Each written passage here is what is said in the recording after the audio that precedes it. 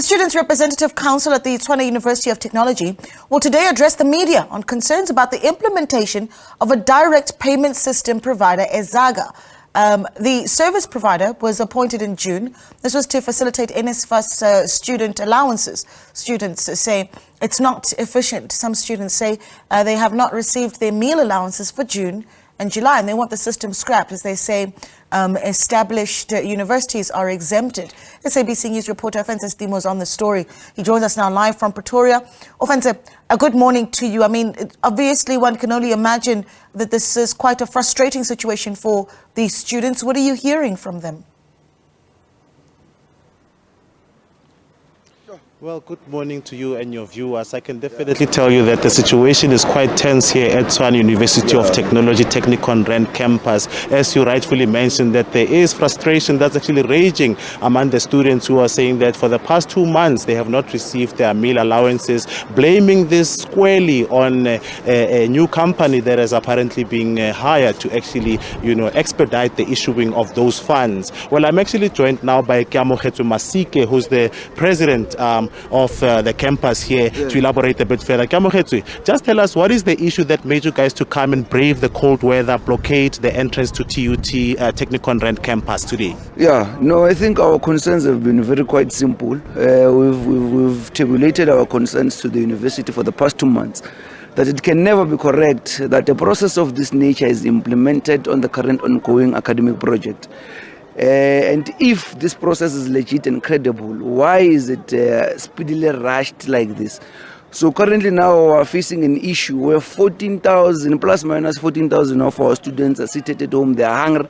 They have not received their allowances for June and July. And we've said it to the university that it can never be correct that a company called EZAGA is entrusted to facilitate billions of rands of the poor in just the current period of the current academic project. So we've tabulated those concerns to say that it can never be correct that a process of this nature is implemented on the current ongoing academic project, can need to be paused up until proper orientation processes are conducted and the student body is then given ample time, it's educated on the process and so forth and so on. By the way, we've never had a problem, we've never had an obsession on who gives our students money and so forth and so on. But we've checked that now this process, it has come in a form of some sort of an institutionalized form of corruption, because our students have raised concerns that the levies that they are charged in this process are quite exorbitant. And you can't necessarily say that you are implementing a process to assist the poor, and yet yourself you are the one that perpetuates in the exploitation of the poor and the vulnerable. So I think we've been quite consistent in those concerns that it can never be correct that the poor is exploited by a few elites and those that are in the pursuit of looting resources of the state. And we understand that you don't want to see NSFAS, you want to be addressed by the Minister of Higher Education, Mr. Braden Zimande. Why is that? We've exhausted all necessary discussions with all relevant executive members of the university at the side level. The CFO has also failed us drastically, because I think the NSFAS has been communicating with him, but he has been irresponsible. He's taken this matter lightly, and all the communication that has been sent to his office has not been escalated to us as the student body. So we've exhausted all discussions with the relevant officials of the university. Actually, we are saying we don't want to speak with anyone from the university, but we are pleading with great discipline that can the VC facilitate a meeting with the minister so that we're able to tabulate some of these concerns face to face with the minister, because we're still saying that a process of this particular nature, where a company that does not even have a license in the financial stratum is entrusted to facilitate billions of rands of the poor, and of which we're saying that we're not going to agree to that. Our students are hungry. They are entrusted as well, or given a mandate to pass, but they cannot do that, of course, on empty stomachs. Thank you. Well, that's Tshwane actually elaborating on some of the frustrations that's faced by some of the students here. I'm joined now by some of the students to actually elaborate on the challenges they've had. Thank you so much for your time, ladies. If you can just elaborate on how you've been affected in the past 2 months that you've not received this particular meal allowances. I'll start with you. Okay.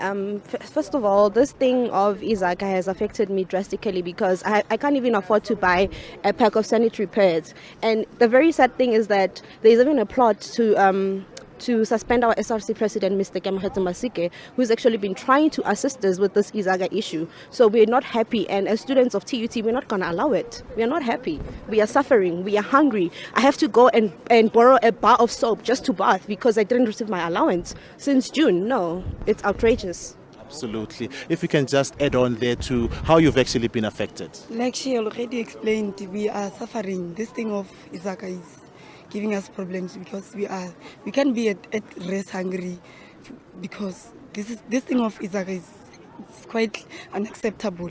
What would you like to see happening? We don't want to use EZAGA.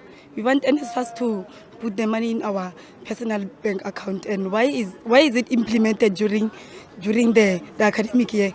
They could have implemented EZAGA in the beginning of the year. Okay. Yes, as you can hear, these are some of the issues that are being raised by the students well today. Let's try and speak to some of the leadership of the EFF here on the campus. Thank you so much for your time, Auti. Can you just elaborate on what is your stance? Are you agreeing with the current leadership here of the institution that, NSFAS is actually doing the students wrong by actually using a middleman to pay for their meal allowances? Thank you very much for this opportunity. As much as the EFFSC we have adopted this generational mission of which we have to fight for free and well-resourced education for all.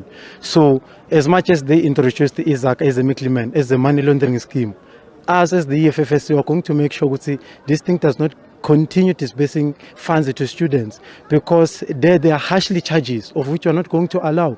We are hungry already. Remember, they added an increment of 150, but already now they are reclaiming that 150 back to them. Why was it increased while they know they are going to find a way also to take back that 150? So I'm not going to allow EZAGA. Ours is very, very simple. That's why I'm going to be very, very short like a miniskirt. Away with EZAGA, away. Okay, and then can you just elaborate on how were you guys informed about this introduction of EZAGA? How did you find out about it as the stakeholders in this particular institution? Truly speaking, to be clear, this thing, we're not briefed about EZAGA. EZAGA just came, just a blink of an eye, and then they said we should register for EZAGA. That's why we're still encouraging students not to register, because even those that registered, they're encountering a lot of problems. So we're encouraging students even now, let them not register for EZAGA, because the more they register, the more credibility they are going to get these EZAGA people. Ourselves were saying away with EZAGA, away. Thank you very much. Well, as you can hear, those are some of the views that are expressed by the students here. If I could just get out of shot so that you can see what is happening. The situation is still quite tense with some of the students actually blockading the entrance, only allowing certain service providers. Staffers have been taken from some of their offices to say that, as tense as the situation is, it's best that they rather go home and avoid a situation of a confrontation with some of the students. And as the situation is like this, we'll definitely update you in case of what transpired throughout the day.